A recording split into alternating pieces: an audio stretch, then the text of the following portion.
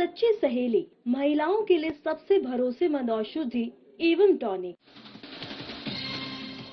सुप्रियो भट्टाचार्य ने की press conference, केंद्र सरकार पर जमकर साधा निशाना, कहा देश की आर्थिक हालत बदतर।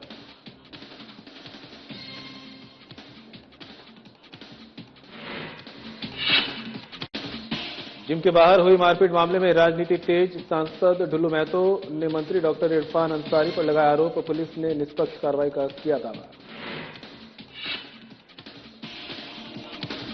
रांची में बिजली पानी संकट पर बीजेपी का हल्ला बोल, बीजेपी ने किया जोरदार विरोध प्रदर्शन, सिख पर खाली घड़े लेकर किया विरोध।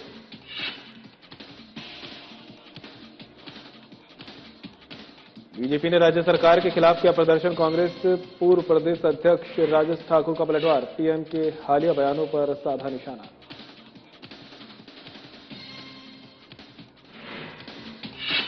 गिरिडीह में होमगार्ड बहाली प्रक्रिया दोबारा शुरू कराने की मांग, अभ्यर्थियों ने किया विरोध प्रदर्शन, पैदल मार्च निकालकर डीसी को सौंपा गया।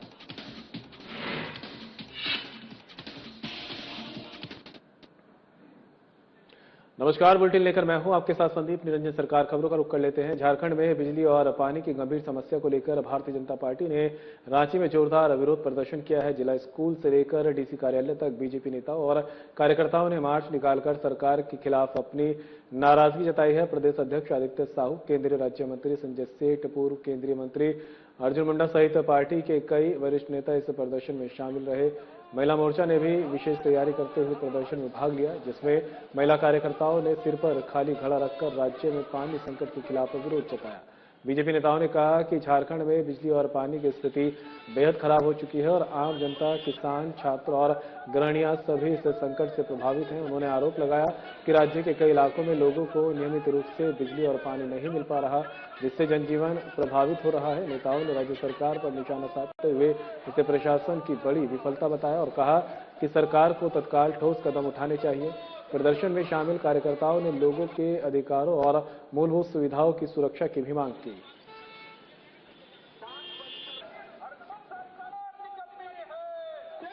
मन में काफी गुस्सा और आक्रोश है। झारखंड के विभिन्न जिलों में तो 24 प्रशासनिक जिले हैं, उन सभी जिलों में हमारे लोग, हमारी जनता सड़कों पर उतर करके सोई भी जगह सरकार को जगाने का काम कर रही है। इसका खामियाजा सरकार को भुगतना पड़ेगा। देखिए, प्रधानमंत्री जी ने जो आह्वान किया है वो सेल्फ अनुशासन के साथ कैसे व्यक्ति राष्ट्र, दुनिया के जियोपॉलिटिक्स के साथ कैसे मुकाबला कर सकता है, इस राष्ट्र के नागरिकों को आह्वान करते हुए ये कहा है कि दुनिया के जो परिस्थितियां हैं उससे हमें मुकाबला करने के लिए सेल्फ डिसिप्लिन के साथ कुछ चीजों पर ध्यान रखते हुए अगर हम करेंगे तो लॉन्ग टर्म इस देश की समस्याएं घटेगी और देश पूरी ताकत के साथ दुनिया के साथ मुकाबला कर सकता है। चिराचाल थाना क्षेत्र में जिम के बाहर हुई मारपीट का मामला अब राजनीतिक रंग ले रहा है। धनबाद सांसद ढुल्लू महतो ने बोकारो पुलिस प्रशासन पर स्वास्थ्य मंत्री इरफान अंसारी के दबाव में कार्रवाई करने का आरोप लगाया है। सांसद ने कहा कि वास्तविक आरोपी मोहम्मद आरिफ को गिरफ्तार किया जाना चाहिए था, लेकिन इसके बजाय हर्ष पांडे को ही जेल भेज दिया गया है। ढुल्लू महतो ने दावा किया कि जिम में धार्मिक भावना भड़काने वाले गाने का विरोध करने पर उसके साथ मारपीट, गाली गलौज और छिनतई की घटना हुई, फिर भी पुलिस ने उन्हें ही आरोपी बना दिया है। उन्होंने मामले की निष्पक्ष जांच के और आरिफ समेत उसके सहयोगियों की गिरफ्तारी की मांग की है। वहीं कांग्रेस के पूर्व प्रदेश अध्यक्ष राजेश ठाकुर ने नागरिकों से आपसी सौहार्द बनाए रखने की अपील की और कहा कि ऐसे संवेदनशील मामलों में राजनीति नहीं होनी चाहिए। बोकारो एसपी नाथू सिंह मीना ने बताया कि पुलिस पूरी तरह निष्पक्ष जांच कर रही है और कानून के अनुसार कार्रवाई होगी, किसी के साथ अन्याय नहीं होने दिया जाएगा। मामला तब और गरमाया जब मंत्री का एक वीडियो सामने आया जिसमें वो आरोपी के परिजनों से फोन पर बात करते नजर आए।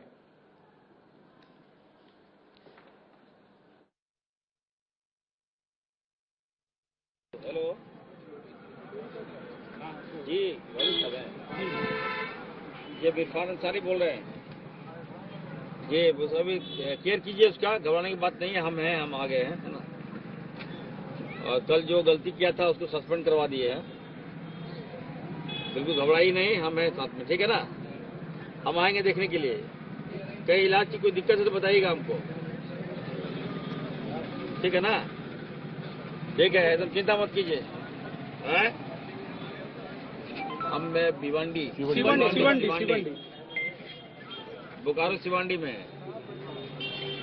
ठीक है, हम हैं साथ में, चिंता मत कीजिए। हम डॉक्टर को बोलते रहे, वहाँ कोई टीम को बोल देते हैं, लगेगा अभी सीएच। इससे अपराधी को अगर कोई मंत्री वीडियो वायरल करके अपराधी को बचा रहा तो कहीं न कहीं दोषी वैसे लोग भी है।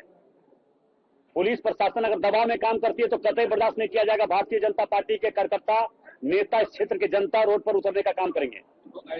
किसी भी कीमत पर बर्दाश्त नहीं किया जाएगा। अपराधियों का मनोबल किसी कीमत पर बढ़ने नहीं दिया जाएगा। लोकतंत्र है, कोई राजतंत्र नहीं है।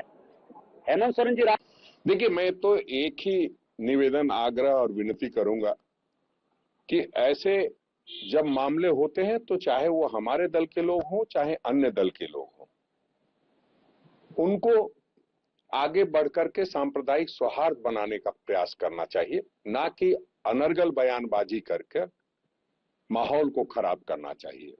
हम समझते हैं कि सभी लोगों का एक अपना प्रयास होना चाहिए कि कैसे माहौल ठीक रहे और कैसे लोग जो अमन चैन पसंद करने वाले लोग हैं, अमन पसंद लोग हैं, वो एक बोकारो जो है शहर। दोनों कांड में विधि सम्मत कार्रवाई की जा रही है। ऐसा नहीं कि जिसमें जो भी केस रजिस्टर हुआ है, दोनों कांडों में एकदम विधि सम्मत कार्रवाई की जा रही है। उसके लिए एकदम निश्चिंत रहिए, कोई इसमें गलत नहीं हुआ।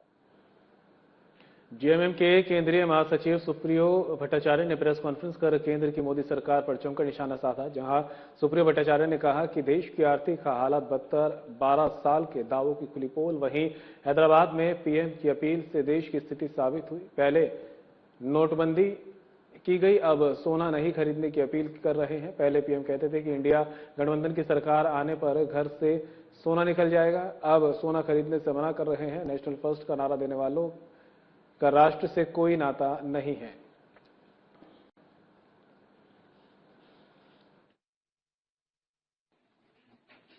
आप अपनी विदेश यात्राएं 1 वर्ष तक स्थगित करें।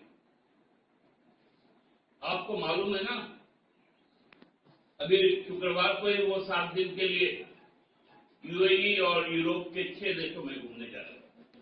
मैं घूमना सब कह रहा हूं, क्योंकि लौट के आके बताते कभी नहीं है कि क्या हुआ। इजराइल देश दूसरे दिन से आक्रमण शुरू हो गया खाड़ी के देशों, लोगों को बताया नहीं। लेकिन चूंकि वैश्विक स्थिति में कुछ विशेष परिस्थिति होती है, जब यूएनओ बुलाता है या कोई समिट होता है, तब तो देश का प्रतिनिधित्व करना ही पड़ेगा, तब जाए। ऐसे घूमने तफरी करने में मत।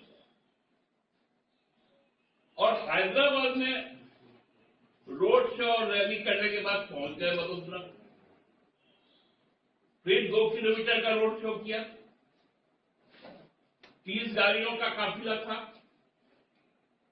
और वहां जो हजारों लोग को लाया गया था, उसके लिए हजारों लोगों को, हजारों गाड़ियों को उपयोग किया गया, क्योंकि सड़कों पर भीड़ दिखाई गई। आप अपना रोड शो तथा भाजपा की रैलियों को 1 वर्ष तक आप स्थगित का ऋण माफ करना बंद कीजिए। तो बार बार राइट अप कर देते अदानी, अंबानी, और जो इनको पैसे देते हैं इलेक्ट्रॉल बॉन्ड में, उनका राइट ऑफ करना बंद कीजिए। चाहे तो वो राष्ट्र का अपमान होता है, राष्ट्र की स्थिति दुर्बल। आज 95 रुपए भी पार कर गए। और सबसे ज्यादा देशभक्ति की बात आदरणीय मोदी जी करते हैं।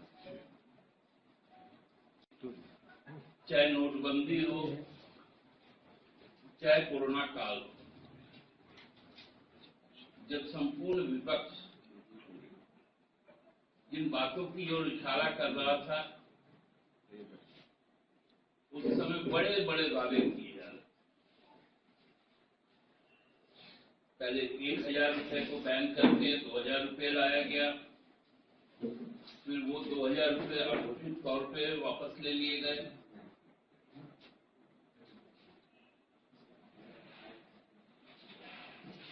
उनकी सारी जो डींगे हैं और खासकर भारतीय जनता पार्टी की जो बरगुलापन है और अपने कॉर्पोरेट मित्रों को जिस प्रकार से ऋण माफ करना, देश से बाहर भेज देना, पूरे पीएसयूज को समाप्त कर देना, जब ये चीजें हम लोग बार बार कहते थे तब वो धर्म के नाम पे, जात के नाम पर बड़ी बड़ी डींगे हटते थे और चुनाव जीतते थे। सोना मत खरीदो, खाने में तेल का इस्तेमाल कम करो, क्योंकि देश में रासायनिक खाद नहीं है,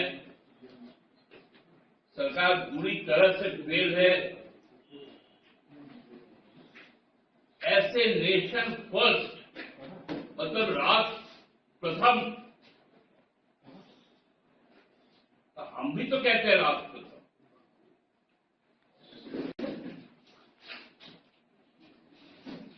वो बोलते इसके लिए राष्ट्र के लिए त्याग करना है।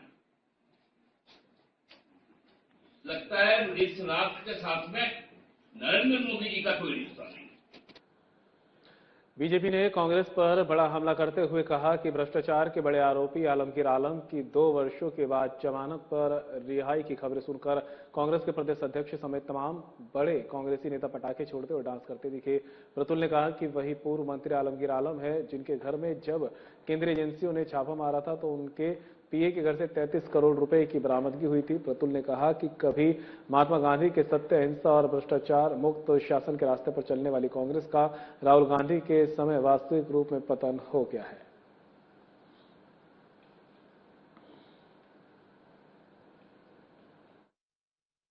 और कांग्रेस के हद कर दी कांग्रेसियों ने साहब। संगीन भ्रष्टाचार के आरोपी पूर्व मंत्री आलमगीर आलम की रिहाई होती है और कांग्रेस के प्रदेश अध्यक्ष से लेकर तमाम कांग्रेसी विधायक और कार्यकर्ता उनके आवास में जश्न मनाते दिखते हैं, नाचते दिखते हैं, पटाखे फोड़ते दिखते हैं, जैसे कोई बहुत बड़ा आंदोलन करके विजेता कोई घर वापस आ रहा हो साहब। कैसे भूल सकते हैं पूर्व मंत्री आलमगीर आलम के घर में जब छापा पड़ा था, उनके पीए के घर में छापा पड़ा था तो 33 करोड़ रुपए की बरामदगी हुई थी। ये झारखंड के आदिवासी मूलवासियों की मेहनत की गाढ़ी कमाई थी, जिसको मंत्री जी उनके जो सहयोगी थे उन्होंने डकारने की कोशिश की थी। और उनकी रिहाई पर जिस तरीके का जश्न मन रहा है मानो कोई जननायक वापस आ रहा हो जेल से। ये भूल जाते हैं कि इन पर भ्रष्टाचार के बड़े आरोप है। पाकुड़ के पानी, बिजली और स्वास्थ्य संकट को लेकर भारतीय जनता पार्टी ने हेमंत सरकार के खिलाफ जोरदार प्रदर्शन किया है। बीजेपी कार्यकर्ताओं ने रेलवे मैदान से पार्क तक पैदल मार्च निकालते हुए सरकार विरोधी नारे लगाए और सड़क पर मटके फोड़कर अपना विरोध जताया है। प्रदर्शन से महिला मोर्चा की सक्रिय भागीदारी आकर्षण का केंद्र रही। कार्यकर्ताओं के हाथों में बिजली पानी दे न सके जो वह सरकार निकम्मी है जैसे नारे लिखे बैनर नजर आए। बीजेपी अल्पसंख्यक मोर्चे की राष्ट्रीय मंत्री मिसफिका हसन ने कहा कि राज्य में पानी और बिजली की समस्या लगातार गंभीर होती जा रही है जबकि सरकार संवेदनहीन बनी हुई है। बीजेपी केंद्रीय समिति सदस्य मीरा परवीन सिंह ने आरोप लगाया कि बिजली कटौती, बंद जलमीनार और खराब स्वास्थ्य सेवाओं से आम जनता परेशान है। उन्होंने कहा कि कई गांवों में लोग दूर दूर से पानी लाने को मजबूर हैं और एम्बुलेंस की कमी से गर्भवती महिलाओं को कठिनाइयों का सामना करना पड़ रहा है। बीजेपी जिला अध्यक्ष सरिता मुर्मू और नेता बाबूधन मुर्मू ने सरकार को जनता की बुनियादी समस्याओं पर विफल बताते हुए चेतावनी दी है कि अगर जल्द सुधार नहीं हुआ तो आंदोलन और तेज किया जाएगा। हम लोग झारखंड सरकार के खिलाफ प्रदर्शन कर रहे हैं। हर एक गांव में, पाकुड़ जिला के प्रत्येक गांव में पीने का पानी का बहुत समस्या है और अभी खाली नाम के लिए बोलते सब विकास कर दिए, सुविधा दे दिए, लेकिन अभी आप ग्रामीण क्षेत्र में जाइए, कहीं भी जाइए, पीने का पानी 3 किलोमीटर दूर से लाना पड़ता है। और इसीलिए हम लोग हेमंत सरकार को बोलते हैं कि पानी दीजिए हर एक गांव में, नहीं तो गति छोड़ दीजिए। बड़ी समस्या यही है कि पानी का किल्लत हर गांव में, हर मोहल्ला में पानी का किल्लत है और उसको लेके झारखंड सरकार के विरुद्ध हम लोग धरना प्रदर्शन किए। और बिजली का समस्या इतना चरम पर है कि गांव में तो बिजली है ही नहीं, शहर में भी बिजली कटती है, तो इस तरीका का जो किस तरीका का हमारा बच्चा सब पढ़ेंगे लिखेंगे, अंधेरे में कहाँ जाएंगे, इस तरीका का गर्मी के मौसम त्रस्त कर दिया है इस सरकार ने। इसी के तहत हम लोग इस झारखंड सरकार के विरोध में आज धरना प्रदर्शन किए। पानी, बिजली और स्वास्थ्य व्यवस्था को लेकर सड़क पर उतरे हैं, जो कि यहाँ पर स्वास्थ्य व्यवस्था, पानी की व्यवस्था और बिजली की व्यवस्था पूरी तरह से चरमराई हुई है। झारखंड सरकार से अभी हम सड़क पर उतरकर उन्हें आगाह कर रहे हैं कि अगर इन 3 चीजों को वो जल्द से जल्द दुरुस्त नहीं कर पा रहे हैं तो हम लोग और भी बड़ा आंदोलन करेंगे और आंदोलन के बाद इस सड़क से सदन तक आंदोलन करेंगे। बिजली की जो कटौती हो रही है शहर में और ग्रामीण क्षेत्रों में बिजली की बिल्कुल ही व्यवस्था नहीं है, बच्चों की पढ़ाई लिखाई बाधित हो रही है, घर में पानी नहीं है, जल मीनार काम नहीं कर रहा है, चापाकल काम नहीं कर रहा है, उसको ठीक नहीं करवा।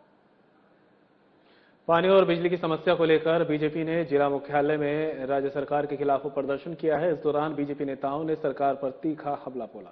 इसी प्रदर्शन को लेकर कांग्रेस के पूर्व प्रदेश अध्यक्ष राजेश ठाकुर ने बीजेपी पर पलटवार किया। उन्होंने कहा कि बीजेपी का रवैया कहीं पे निगाहें कहीं पे निशाना जैसा है। ठाकुर ने प्रधानमंत्री के हालिया बयानों पर भी निशाना साधते हुए कहा कि प्रधानमंत्री लोगों से कह रहे हैं कि डीजल, गैस, पेट्रोल और सोने का इस्तेमाल कम कीजिए, जबकि खुद सरकार महंगाई से जनता को राहत नहीं दे रही है। राजेश ठाकुर ने आरोप लगाया कि प्रधानमंत्री कभी खाने पर रोक, कभी पहनने पर रोक और अब सोना नहीं खरीदने और शादी नहीं करने जैसी बातें कर रहे हैं। देखिए, कहीं पे निगाहें कहीं पे निशाना।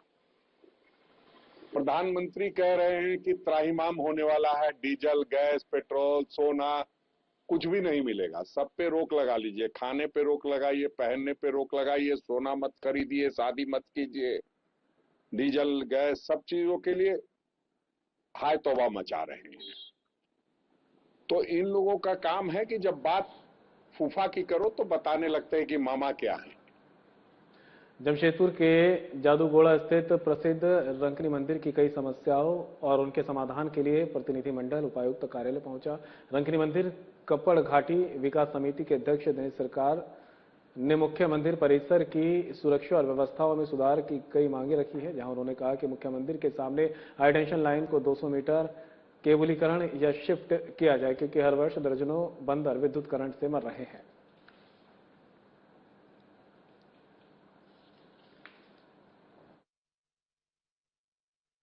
जी मुख्य रूप से तो हम मंदिर को लेकर के यहाँ पर आए थे और क्योंकि नए उपायुक्त यहाँ पर आए, पूर्व में उपायुक्त है उनसे भी हम लोग मिले थे और जो भी समस्याएं हैं, पूर्व में भी जो समस्या है उसको भी ये जो आया वर्तमान जिसे उनको अवगत कराएं। हमारा रंकनी मंदिर जान रहे हैं कि प्रसिद्ध मंदिर है, पूर्वी सिंहभूम का जो है, और ये राजकीय मान्यता इसको प्राप्त है, राष्ट्रीय धरोहर के रूप में जो है। लेकिन आज वहाँ पर जो है बहुत सारी समस्याएं हैं, जिस समस्या को लेकर के हम लोग आज से मिले। जैसे मुख्य रूप से जो है अतिक्रमण है, जो मंदिर परिसर में कुछ अवैध रूप से जो बनी है वो संरचना हटे। जमशेदपुर के बागबेड़ा स्थित शांति निकेतन स्कूल में बच्चों के बीच रंगारंग कवि सम्मेलन का आयोजन किया गया। इस कार्यक्रम का मुख्य उद्देश्य बच्चों में गीत, संगीत और रचनाओं का रस भाव भरना था। कार्यक्रम में महिला कवित्रियों ने बच्चों के लिए एक से एक बढ़कर गीत, कविताएं और संगीत में प्रस्तुतियां दी, जिससे बच्चों के चेहरों पर खुशी और उत्साह देखने को मिला। कवित्रियों ने बताया कि कविता केवल शब्दों का खेल नहीं है, बल्कि ये दिल की गहराइयों से निकलने वाली भावनाओं का संगीत है, जो बच्चों के मन को संवेदनशील और रचनात्मक बनाने में मदद करती है।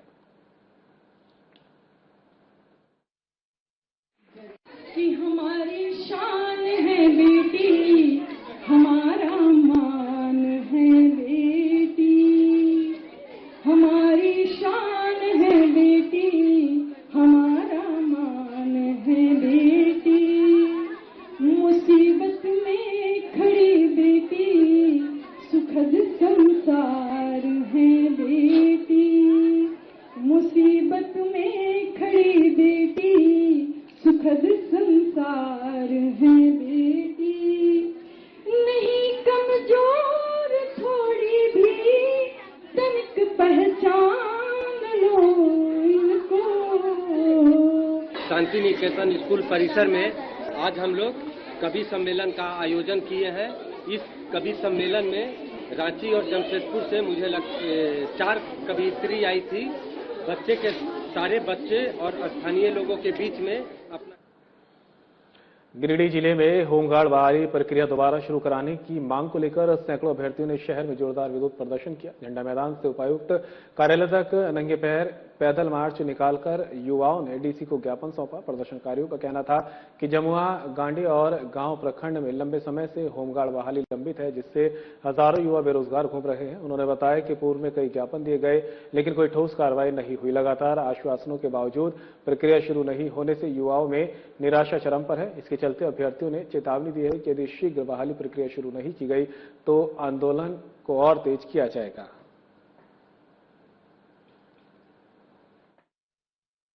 आकाश भैया हम लोग के काफी 1 साल से फिजिकल दे रहे हैं एकेडमी से, और हम लोग होमगार्ड के लिए डीसी ऑफिस जा रहे हैं क्योंकि हम लोग का वैकेंसी अभी तक आया हुआ नहीं है। हम लोग लड़के हैं, हम लोग के एज मतलब धीरे धीरे जा रही है। घर से उतना परमिशन भी नहीं देता है कि ज़्यादा छूट भी नहीं मिलता है कि तुम लोग तैयारी करो और काम करो। और काफ़ी लड़के हमेशा किसी को मिलता भी नहीं इतना मौका, हम लोग को मिला है तो हम लोग डीसी सर के पास ये बोल रहे हैं कि हम लोग को वैकेंसी निकाले और करें। तो लड़की के लिए सबसे अच्छा वैकेंसी होमगार्ड होता है। जैसे कि गिरिडीह जिले में 13 प्रखंड है और 13 प्रखंड में पिछले बार 2023 में 3 प्रखंड में बहाली नहीं आई थी, जमुआ, देवरी और गाँव। तो उसी के लिए हम लोग जनवरी से डीसी सर के पास जा रहे हैं। डीसी सर ने कहा था कि तीनों प्रखंड नहीं बल्कि जिले में जितना प्रखंड है 13 प्रखंड में फिर से बहाली आ जाएगी। और मार्च में बोला था डीसी सर ने कि मई में आएगी, तो मई महीने में नहीं आई है। तो इसी के लिए आज हम लोग झंडा मैदान से सभी विद्यार्थी, हर प्रखंड के यहाँ विद्यार्थी मौजूद हुए हैं। जो आज ये भीड़ देख रहे हैं, ये भीड़ ऐसे नहीं है कोई शौक से ना है। ये गिरिडीह जिला का जो है ये बेरोजगारी दर्शा रहा है। हर कोई इम्पोर्टेंट काम छोड़ के, कोई लाइब्रेरी से निकल के, कोई काम जो भी है इम्पोर्टेंट काम छोड़ के आया हुआ है यहाँ पे कि हमें हमारा अधिकार जो है वापस दिया जाए। क्योंकि हम लोग पूर्व में भी डीसी सर से गए थे जब फिजिकल स्टार्ट था, तब भी सारे हम युवा लोग पहुंचे थे, सारे बहन थी और बॉयज थे जो भी।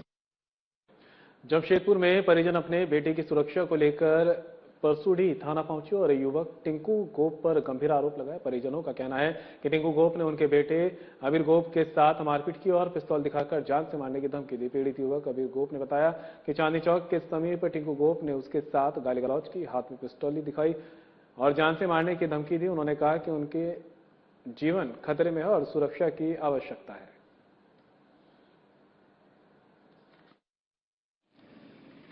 ये मामला ये है कि मेरा बेटा 2 है, मेरा मामा है मिहिर गोप के साथ जो उसका झगड़ा चल रहा था लास्ट 31 दिसंबर से उसका जो झगड़ा चल रहा था। पहले 31 दिसंबर को मेरा मामा को मारा, उसका माँ, उसका बहन, उसका दीदी, उसका भगनी, उसका भाई। पहले 31 नाइट को मेरा मामा को मार के हाथ तोड़ दिया मिहिर गोप का। तब नेक्स्ट डे मेरा मामा लोग का इन्वॉल्व भी नहीं है, फिर भी उसका नाम दे दिया कि मिहिर गोप मारा है। अब उसका दुश्मनी 10 जगह है, 10 तो दुश्मन है। मेरा मामा लोग का दोस्त भी उसका दुश्मन है। क्या पता उसको कौन मारा है।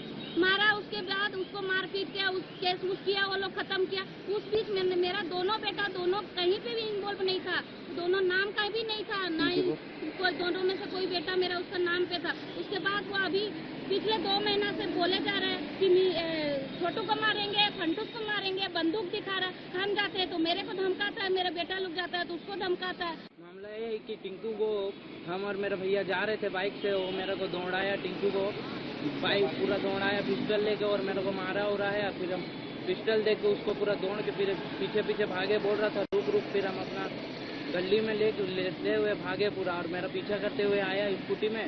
फिर हम भाग के एक जगह छुप गए थे। अगर हम नहीं भागते तो मेरा जान ले लेता, इसलिए हम भागे अपना जी जान लगा के और मेरा जान ले लेता। हम कुछ किए भी नहीं, मेरा पीछे पड़ा हुआ इधर उधर पीछा करता बार मेरा। जिधर भी जाते हैं हम बाइक में, हम स्टूडेंट हैं, हम स्कूल जाते हैं। अगर मेरे को स्कूल जाते टाइम कुछ कर लेगा तो किसका रिस्क होगा।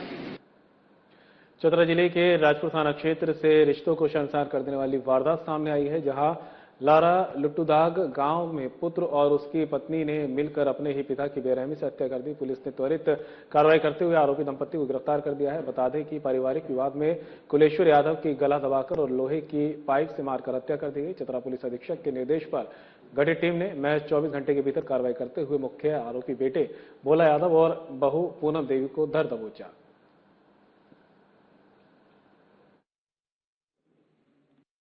आज राजपुर थाना में एक आवेदन प्राप्त हुआ था कि राजपुर थाना के लारा लुटुका के रहने वाले एक कुलेश्वर जाधव उर्फ कुली जाधव की हत्या उनके ही पुत्र एवं पुत्रवधू ने कर दी। इस संबंध में लिखित आवेदन उनकी जो दूसरी पत्नी है उनसे उत्पन्न पुत्री के द्वारा दिया गया था। इस संबंध में तत्काल छापेमारी दल का गठन किया गया तथा दोनों व्यक्तियों को गिरफ्तार कर लिया गया है तथा हत्या में प्रयुक्त 2 गमछा, एक लोहे का पाइप बरामद करके जब्त किया गया। राज्य सहित झारखंड के अधिकांश हिस्सों में तेज गर्जन और 50 से 60 किलोमीटर प्रति घंटे की रफ्तार से चली आंधी के साथ झमाझम बारिश शुरू हो गई है। बता दें कि महज 30 मिनट की बारिश ने राजधानी की व्यवस्था की पोल खोलकर रख दी। शहर के कई इलाकों में पेड़, होर्डिंग और मोनोपोल सड़क पर गिर पड़े, जिससे यातायात पूरी तरह प्रभावित हो गया। कई इलाकों में जल जमाव की स्थिति बन गई, जबकि बिजली व्यवस्था पूरी तरह चरमरा गई। पिछले 2 घंटे से शहर के कई हिस्सों में ब्लैकआउट की स्थिति बनी हुई है। बारिश के दौरान कई जगह ओले भी गिरे। तेज हवा के कारण सड़क किनारे लगे बड़े बड़े विज्ञापन बोर्ड और पेड़ उखड़ कर गिर गए। राहत की बात यह रही कि किसी के हताहत होने की सूचना नहीं है। हालांकि कई वाहन क्षतिग्रस्त हुए हैं।